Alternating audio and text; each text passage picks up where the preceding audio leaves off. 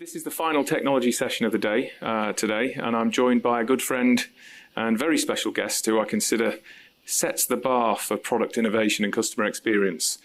In his various roles at Disney Corporation, Royal Caribbean Group, he's continued to innovate and forge a path that others follow. Please welcome back from Royal Caribbean, Chief Product Innovation Officer for Royal, Jay Schneider. Jay. So, let's start for those in the audience that maybe don't know who you are. Do you want to just give us a quick rundown of who you are, your career path through Disney and right to your current role? Yeah, absolutely. And thanks for having me. I spent 7-ish years in healthcare before coming to Disney, and then got bored, and the Walt Disney Company seemed like a really awesome thing to go tackle. Mm-hmm. I spent about just shy of a decade at the Walt Disney Company working in the Parks and Resorts division before it morphed into whatever it's currently called today. In what started as in their online business, working on their e-commerce businesses in Central Florida, and then eventually, as that merged into experience development and technology development, and moved back to LA and ran the group focused on experience development for technology, e-commerce, our global properties, and really touched every property from Walt Disney World, Disney Cruise, Disneyland Paris, the properties in Asia. And after about 10 years, I got bored and needed to go do something else. And while my wife was in a hospital with our second kid, I went and visited Miami, because there's nothing better than flying across the country, leaving your wife in a hospital. And met Richard, Michael, Lisa, Jason, and a handful of folks in the leadership team at Royal, and came back and told my wife once we got her and the kid out of NICU, we were going to move across country to Florida. So you were in LA at the time? We were in LA at the time, yeah. Right. And it's been an absolute blast since then. Yeah. Even with COVID. Even with COVID. Yeah. It's all fun. That's what you always say. It's just fun. It is. You have to wake up every morning and say it's all fun, right? Yeah. So let's talk about kind of user experience, because this is what you're kind of all about. So a consistent UX user experience across all touch points is a crucial thing in building a successful brand experience, which you've done both at Disney and at Royal. How do you achieve consistency in it? Yeah, listen, our guests, everybody in this room, right? I mean, I'm sure you're all sitting out there thinking about the next vacation you want to take. But the reality is relationships with travel brands are episodic. Your digital life is formed by your daily visit to Starbucks, your Instagram wall, Facebook, your email, everything else. And your time with us is very limited, both from a technology standpoint and a physical standpoint. And so we have a choice as people who build things. And my role is both building technology and helping imagine physical things as well.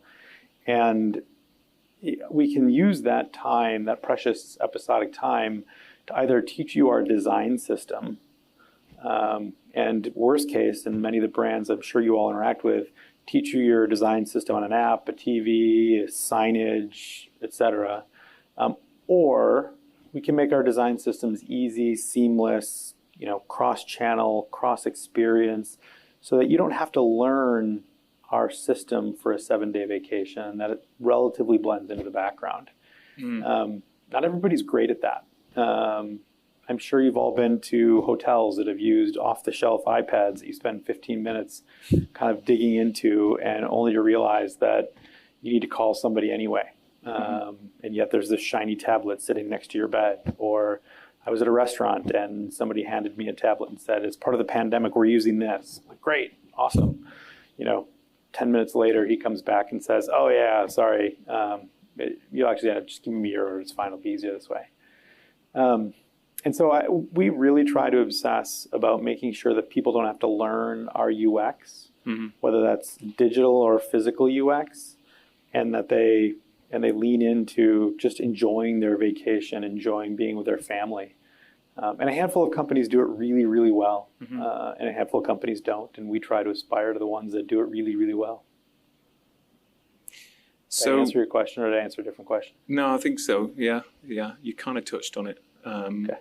I think we've talked about it before, but it's how do you achieve that consistency? And we've talked previously about this culture of innovation as well, which is another. It is.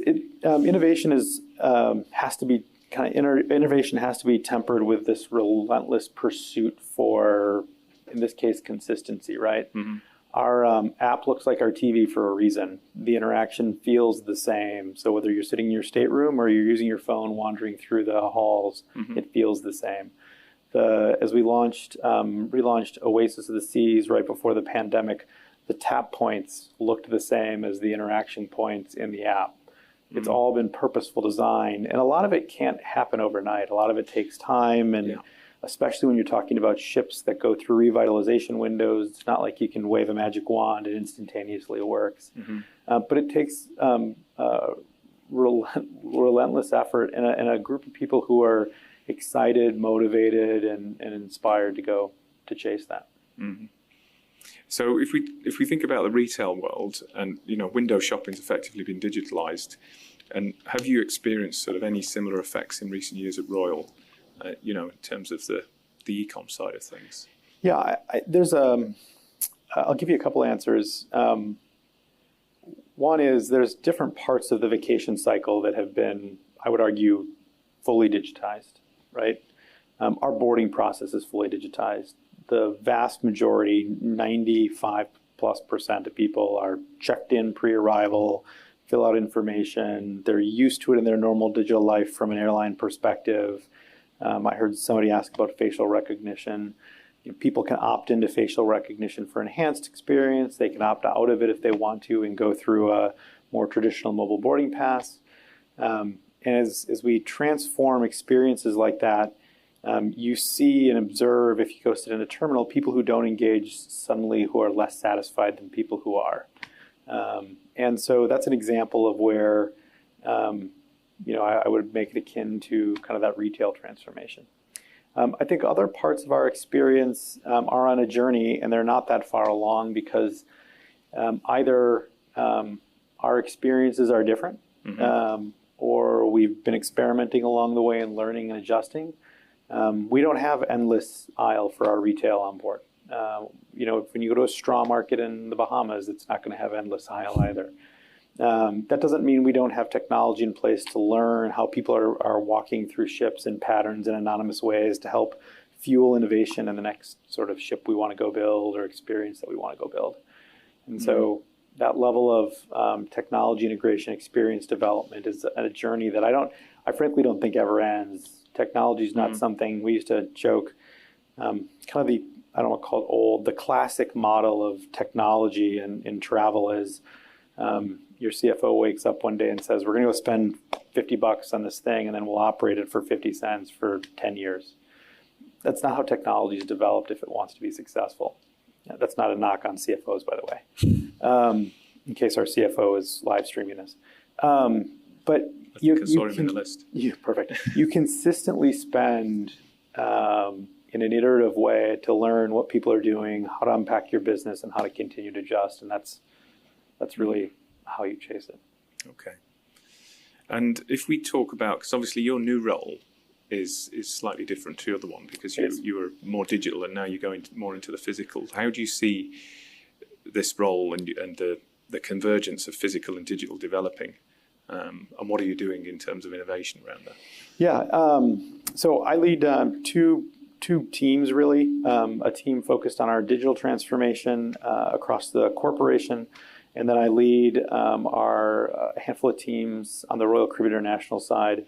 One that focuses on the concepting, design, and construction of our private destinations. So Perfect Day at Coco Cay, our island of Perfect Day at Coco Cay. We've announced our Royal Beach Club in Paradise, and then a handful of future properties that we're going to go tackle. I also lead our team that interfaces with our new build team on the branded concepts that we bring to life physically on the ships. and then kind of incremental experience development, whether that's programming work, youth and family new experiences that we go build. The reality is the synergy varies and will vary, and it existed before, and part of my mission is to amplify that. So our youth and family tech's a great example. That it slowly has morphed into kind of one team focused on youth and family. And that's everything from how do you put interactive touchscreens in youth and family spaces to extending technology outside of where they're traditionally at so that they can interact and play across the ship. It's everything from, we right before the pandemic, we're super close on digitizing wait time signage for water slides, and that work will continue. And it's then the continued blend of kind of the physical and digital opportunity or physical opportunity to look at unlocking new experiences. Technology is going to keep working its way into our life, and so there's nothing but untapped opportunity. And can you tell us a little bit about what that process looks like in terms of how these products are developed, these physical/digital products?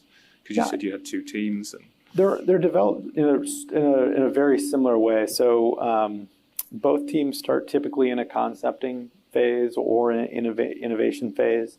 Concepting innovation doesn't just come from myself, my team. It comes from, and I genuinely mean this, everywhere. I met with our head of entertainment on the Royal Caribbean International side the other day, and I swear that guy just stays up and dreams new ideas that relate sometimes to entertainment and sometimes not.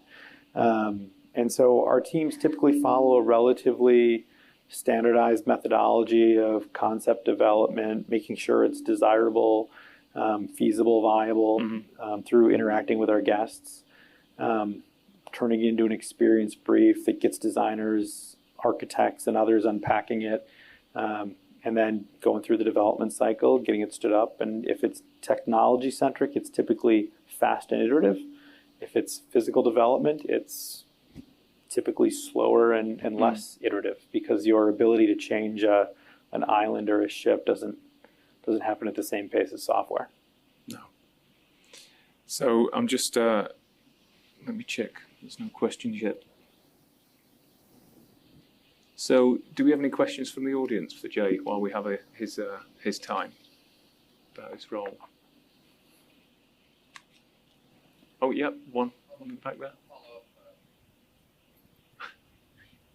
You just shout. So last session I'd asked about facial recognition, and thank you for touching on it. With the opt-in, opt-out is great because that handles it right there. But at what point do you introduce that? How is that handled? Because the technologies can make things go so much more seamless everywhere, but a lot of people don't want to be tracked. They don't want to be. Yeah, it's a great question.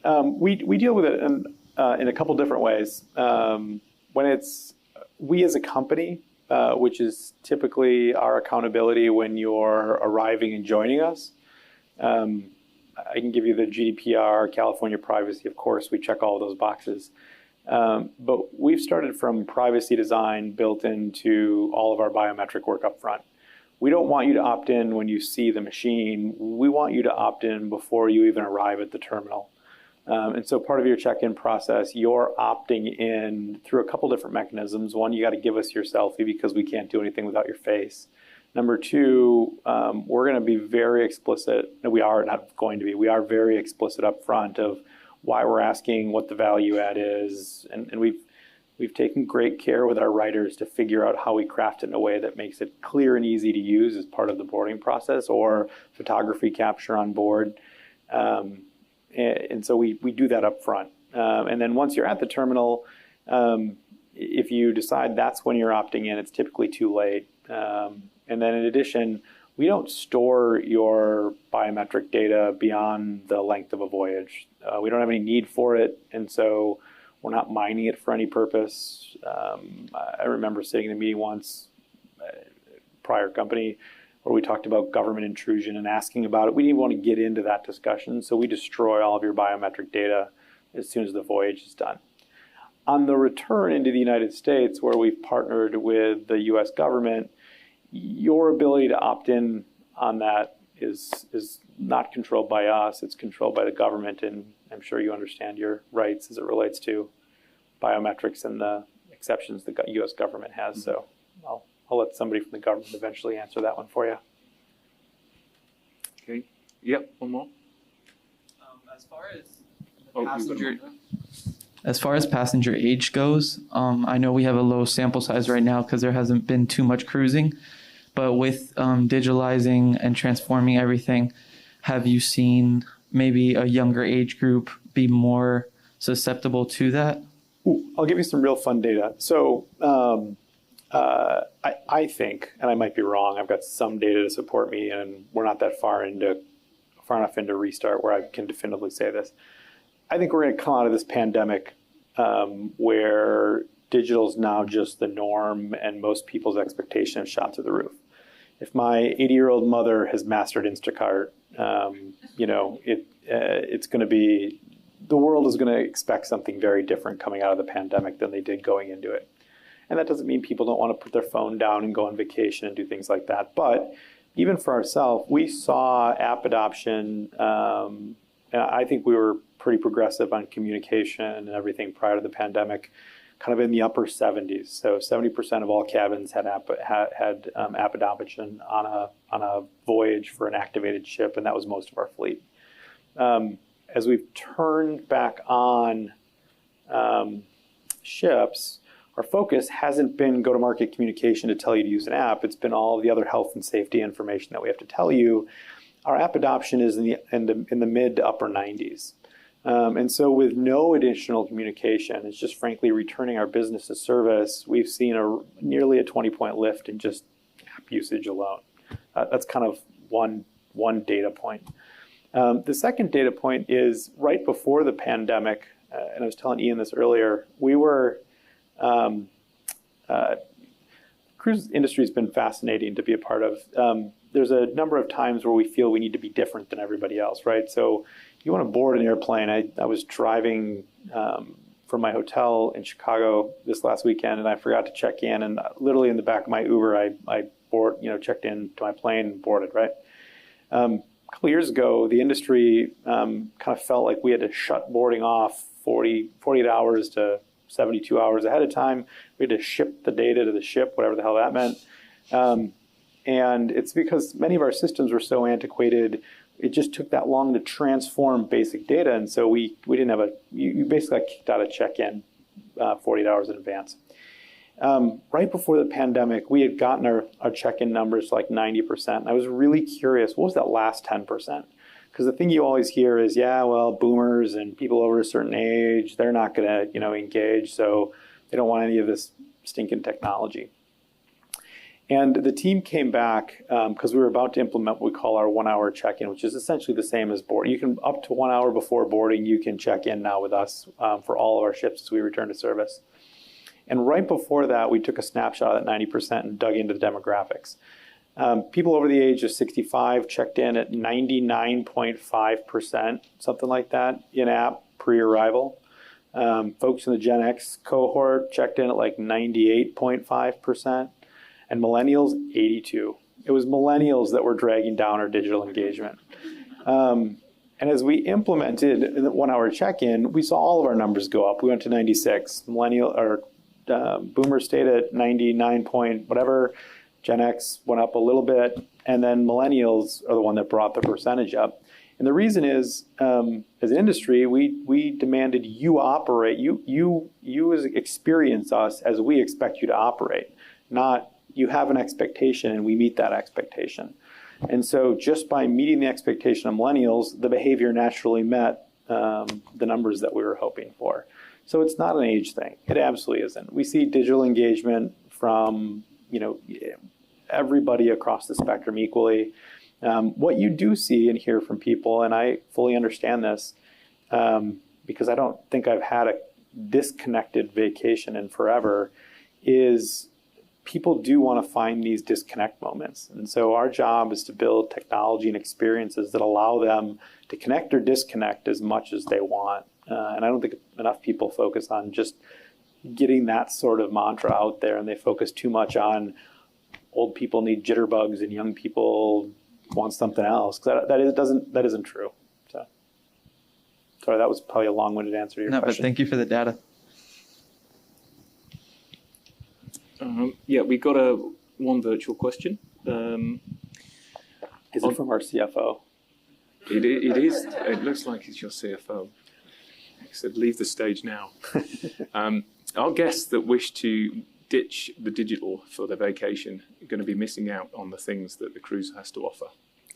Yes and no. I mean, I'll use a couple examples.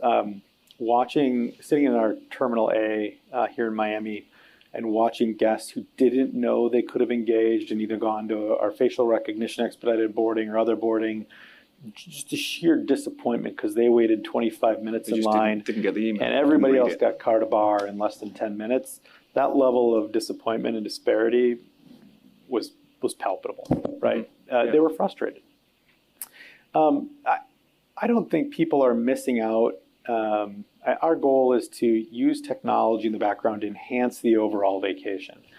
In some cases, it helps to have a device or a piece of tech, whether that's a wearable or not. If your room key stops working, the last thing you want to do is go down and sit in line at guest services and wait to get a new room key. And I'm not saying that means you need a digital room key or a wearable, but you should just be able to text the front desk and say, my room key doesn't work. Because at the end of the day, it's not the guest's fault that their room key doesn't work. They've given us thousands of dollars to go on a vacation. You know, the classic hotel, cruise, hospitality mindset is your key's not working and it must be your fault. So you come down to us. We'll get you in this line. You're going to wait until I'm ready for you. We'll measure that interaction at the last possible minute so we get credit for like a really quick turn time with you, even though you waited for 45 minutes in line. And then we'll print you a new key at our convenience. What it should be is, I'm sitting in the pool deck, I'm on my 14th margarita, my room key doesn't work. Can you just send me margarita too, I guess, but send me my key card. And we should, if you've opted in for location, be able to say, yeah, we see exactly where you are. Or, oh, hey, we don't know where you are. Please tell us where you are. And then 5 minutes later, your waiter, when he brings you your 15th margarita, should show up and say, oh yeah, and Bob at the front desk said you needed a key card. Here you go. Sorry that something broke. We don't know what it is, but this one will work. Yeah. And all that has to be, the tech needs to be invisible and just work. The tech needs to be invisible. It needs to work. It needs to be your engagement. I mean, there's a number of things that we've been exploring and building and doing and that continue to work towards that sort of vision. Some of it's simple, low-hanging fruit, right? Some of it's our systems were slightly older than they should be, or they were, built to market fast and need to be adjusted. But there's again, it's this iterative process of enhancing digitally and iteratively physically as well. Good. Just checking it, doing a time check. One more question, yeah? Yeah. What is one area of the guest experience currently, digital or not, where you don't feel your brand is being able to meet guest expectations and the barrier is your digital journey? I think customer service, the industry, hotel, travel can do an immensely better job at. My example with the room key is a good one. We see a ton of adoption on Folio, but if you have a question, you still got to go wait in line. And there's an example. Dispute resolution. Did I really have 14 margaritas last night? There's a number of areas where things go wrong. Our ability, we've done an amazing job, I believe, as a company across all of our brands. When things go wrong, we make it right. We really do. However, sometimes the process of making it right can be very painful. And so I think there's still a ton of opportunity in the customer service, dispute resolution, guest services space that can continue to advance and be better. I think we're still a little bumpy as an industry, and we are as a brand in seamlessly connecting interconnected parties. And that's a lot to say, but if you travel with a bunch of other people that aren't naturally in your travel cohort, it can be kind of a pain to cross-party plan. It was a challenge that we chased at Disney, and I would argue we still didn't. Disney still hasn't gotten right. I'm doing a multi-generational, multi-family cruise on one of our ships, and it's still bumpier than it needs to be. And that's a technology problem, less a physical problem. It's not an operational problem. It's, a lot of our systems were built through a mental mindset of bookings 20 years ago, and not really from a customer-centric first mentality that most of the world is wired to today. Good. I think I'll just finish on one last one. So you've been in this new role how long? December December. of 20, whatever pandemic year one was. We just so skipped 20, a year. Nobody can get the years whatever right in year the last that 2 is. years. What are you most excited about? Everything. Seriously, there's nothing I'm not excited about. We will have 80-ish% of our fleet up and running by the end of this year. The team, I've been helping as a leader with return to service from a number of different aspects. That's been daunting, painful, but rewarding work. Seeing our crew get back into work on ships is emotionally exciting. Even working with the CDC has some reward, and I mean that in a positive way, because they're really trying. The level of partnership happening across the industry has been great. The industry's pulling together to make that happen. Every now and then, I do kind of want to go back into the competition side of it. Our shipbuilding portfolio that we see as we look ahead, whether it's Wonder of the Seas coming out in January, February of this next year, whether it's Icon coming out in 2023 on the Royal Caribbean International side, are going to be transformational ships. We are going to continue to expand our Coco Cay destination. Our new Royal Beach Club at Paradise Island in Nassau is going to be just a game-changing step forward. It's a long list, and then our digital aspiration keeps going, right? We've seen a ton of success with the rollout of my cruise platform. Our app adoption, as I mentioned earlier, is where we want it. We've got future versions and generations of it in development. We've got new capabilities that we want to bring online, and then we've got a ton of things we want to do to continue to make the operation more effective, because they need tools. And then our digitized muster program has been nothing short of a phenomenal success when we look at every metric that matters. Yeah, that was something that really turned things. Yeah, it was a real game changer, wasn't it? And perfect timing. Well, again, it was invented before the pandemic, but I'll leave you with, we had a captain when we did the testing as we were bringing Quantum of the Seas back. We were talking to the captain of Quantum of the Seas, and he said, "Listen, I expected it to be either safer, make people happier, and because you can take your margarita with you while you go do it, help revenue. I didn't expect it to do all three. People are happier with it, they're safer with it, and we've studied the safer side of it, and they can walk around with a margarita in their hands. And so it's the trifecta of success." Perfect. Well, I'm sure we could talk for another 4 hours, but we are out of time. I think we're over time. So thank you so much for sharing your knowledge. for having me. Yeah, it was really good. I always learn so much whenever we chat. Just thank Jay, and thanks to the audience and everybody that asked the questions. Thanks very much. Thanks, everybody.